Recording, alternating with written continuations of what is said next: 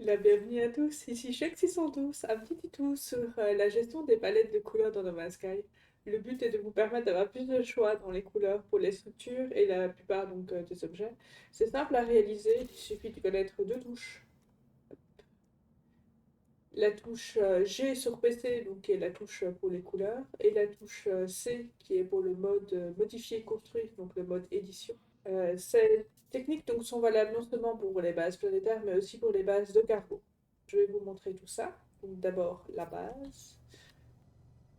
Pour colorer un objet dans No Man's Sky, donc on sélectionne par exemple une canalisation. On appuie sur G, on applique la couleur, et puis on peut poser l'objet. Pour un objet déjà placé, donc on cible l'objet ou la structure que l'on veut colorier, on appuie sur G, puis on applique la couleur. Information importante, chaque structure a sa palette de couleurs. Donc, pour les structures héritage sont disponibles que sur les sauvegardes pré-Frontiers. La palette est celle des objets. C'est la même palette. Là, c'est la palette de couleurs des structures en pierre, structures en bois et structures en alliage. Donc, pour élargir la palette de couleurs de No Man's Sky, il s'agit en fait de transférer les différentes palettes à une structure ou la palette des objets à une structure. Concrètement, je vais vous expliquer ça. Je prends un mur en alliage, je l'ancre en fait derrière l'objet que je veux colorier.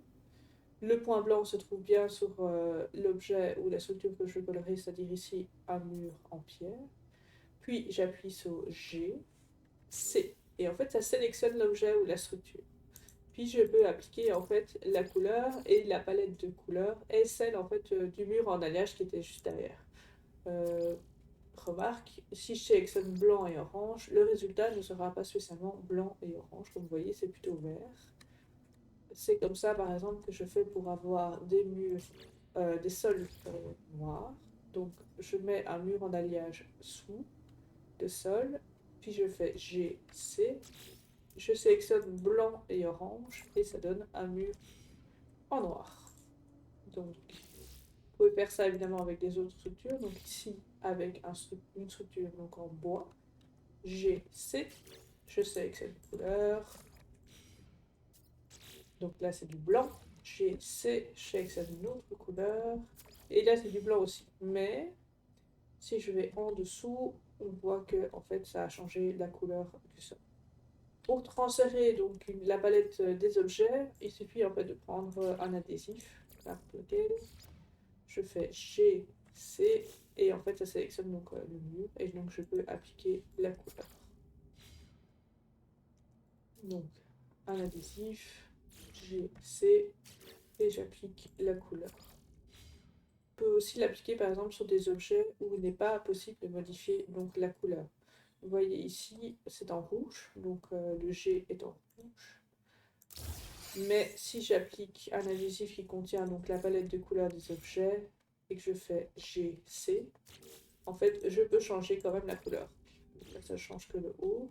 Couloge de pierre. Donc si je fais pareil, je prends un adhésif, je fais G, C et j'applique la couleur. Donc là, elle devient rouge. Vous pouvez évidemment transférer aussi la palette, par exemple, d'un mur en alliage. Donc ça fait G, C. Et là, c'est rose. Hop, pareil ici. Ça fait rose aussi.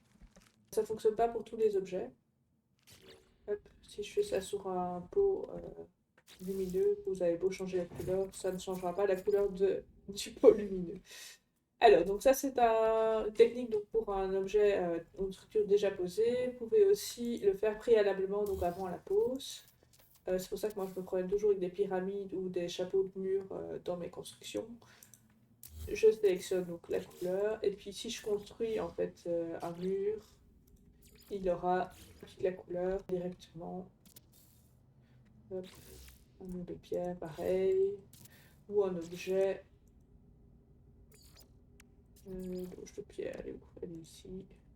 Elle sera directement de la bonne couleur. Voilà. Pour les murs et les héritages, j'ai encore une petite astuce. Les murs en métal comme ceci, on peut aussi transférer la texture. Donc, si je sélectionne une couleur et une texture, et qu'après je construis hop, un mur en métal, il va prendre la texture. Dernière information, donc un petit extra. Hop, donc je prends ceci. Donc c'est une technique qui existe, qui permet aussi de changer de couleur, mais elle est peu utilisable, on va dire. Je vais vous montrer. Donc là, je passe en mode câble, je tire le câble, je passe sur A. Et en fait, si je bouge l'objet, vous voyez, ça change de couleur.